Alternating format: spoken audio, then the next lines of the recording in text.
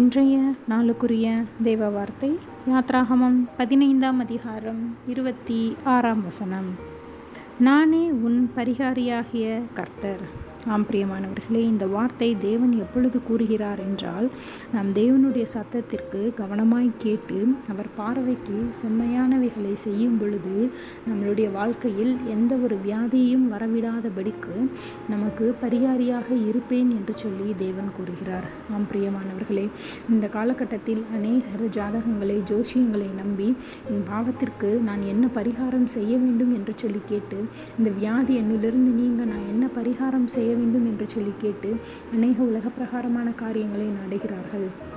ஆனால் நம் தேவனுடைய சத்தத்திற்கு செவி கொடுத்தாலே தேவன் நமக்கு பரிகாரியாகிய கர்த்தராக இருந்து நமக்கு எந்த ஒரு வியாதியும் அணுகாதபடிக்கு பாதுகாத்து கொள்வேன் என்று சொல்லுகிறார்.